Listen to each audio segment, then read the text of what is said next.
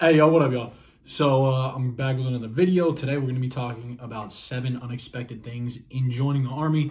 These are 7 things that I really wasn't expecting when I joined the Army. And I figured, I know a lot of the people who watch these videos are just getting in the Army or just about to leave for basic training, things like that. So I figured it would be some stuff that I would share with you so you guys are better prepared for when you come in and better prepared to, your expectations are going to match coming in.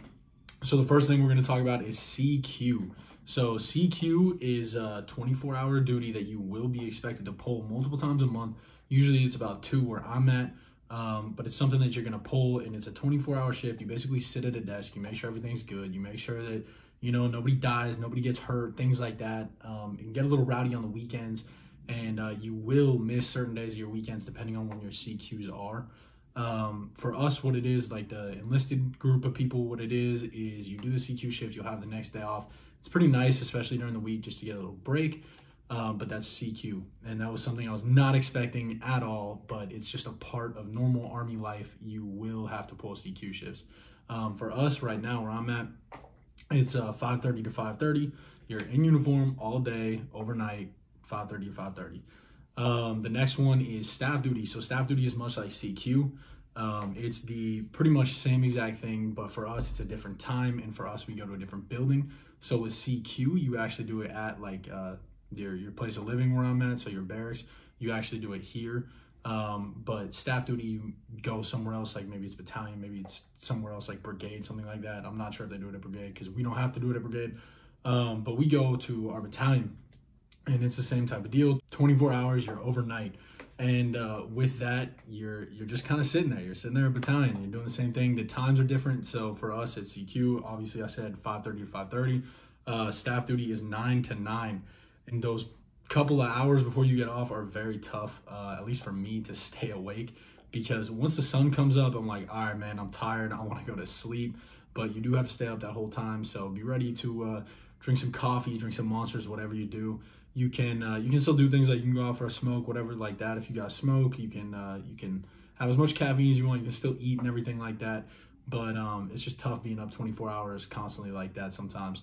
Another one, number 3, is going to be details. So details are kind of funny how it works.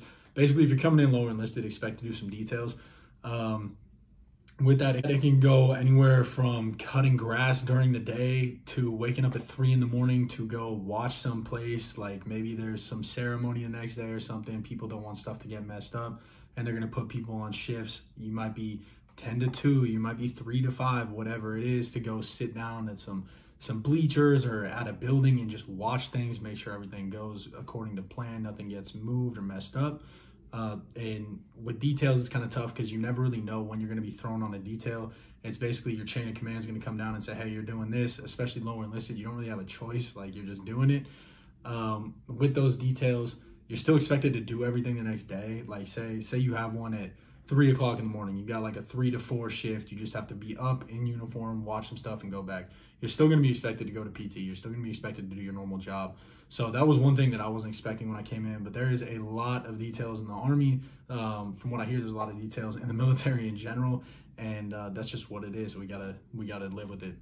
Number 4 is going to be not a lot of range time. So range time, you know, I figured when I came in the Army, like we'd be shooting every week, shooting every month, whatever it is, and I haven't shot yet since coming out of basic. And out of basic, I'm almost a year out since basic, and it's one of those things that depending on the unit, you're going to be shooting more often than not.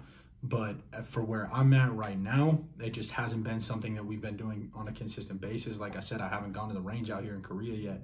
I get it might be a little more different. There's more tensions around Korea and everything like that, so maybe that's why we don't go as often. But range, we don't get a lot of time at the range. We haven't had any here. So that's one thing. And then number 5 is not a lot of field time. So again, with the field experience, I haven't been on a lot of field time, but that's really something that is dependent on a couple things. So it's definitely dependent on your MOS. It's definitely dependent on how many people they have in your shop or something like that. Maybe it's your training room, wherever you're working. It's one of those things that for us, right, we have a lot of artillery guys that go out to the field, they do their thing. for us as a 42 Alpha, I am not going to the field a whole lot. And usually when they go to the field, they'll pick 1-2 people, whatever. You go out there for 2 weeks, whatever it is, and then you come back. Another thing is, and this is actually number 6, is with that field time, you never really know when it's going to last until like you're there. Until you go to the field, then they're going to be like, hey, pack for this amount of time. So like you can go from 2 weeks, you can go for a month, you can go however long they want you to be in the field, you're going to the field. And with that, it's just kind of like normal stuff. It's you want to be battle ready. They want everybody to be battle ready. So because of that, you're going to practice going to the field. You're going to practice how it would be if you were in the field and things like that.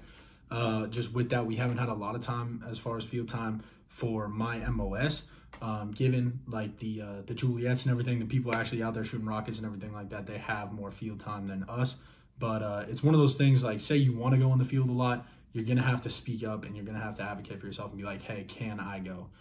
And then the last thing, number 7, is there are MOSs, and depending on what MOS you pick is going to tell you exactly what bases you can go to for the rest of your military career.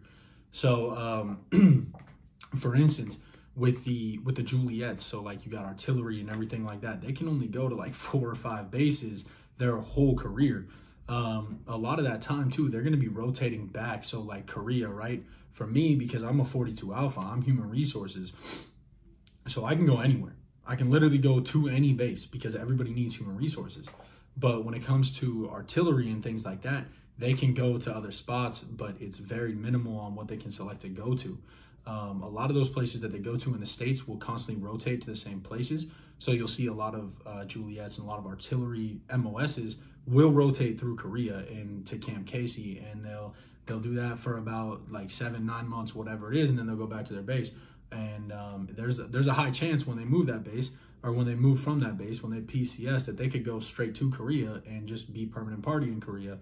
And it's things like that you got to keep in mind when you're picking an MOS. You definitely want to look into where your MOS can go, because it's one of those things that if you're stuck to 1-2 bases, it's going to be like, man, this isn't as fun. This isn't what I was expecting when I said, oh, I want to join the military, travel the world, like do all this cool stuff. As a 42, I have a unique opportunity to where I can go everywhere, and I value that. I value that a lot, and my next duty station should be super fun.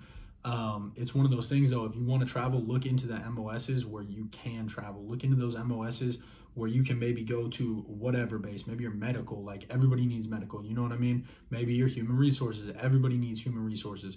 But maybe you're specialized MOS, maybe you're military intelligence, maybe you're airborne, you're going to be a ranger. Like there's certain places that you'll go, and there's certain places that you won't, like, you know. And it's one of those things that you got to think of when you're making that decision to join.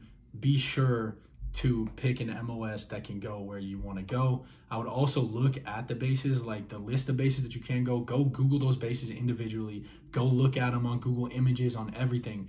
Look at reviews, look at on YouTube, man, look at like the reviews for like the rooms, or like the little room tours, whatever they got. Look at everything you can for those MOSs and those bases that can go there, or in those MOSs that can go to those bases that you want to go to, because it really is one of those things, like that's such an important key in the military. I don't know what I would do if I joined the military and couldn't go to certain places. Like that would just suck. And fortunately I did pick an MOS though, that I can go anywhere, and I didn't do it knowing that. But it's definitely something that I don't regret. So that is 7 unexpected things in the Army. And I guess in the military, like you got this everywhere. But with that being said, thank you guys for watching the video. Like, subscribe, do all that good stuff. And I will see you guys in the next one.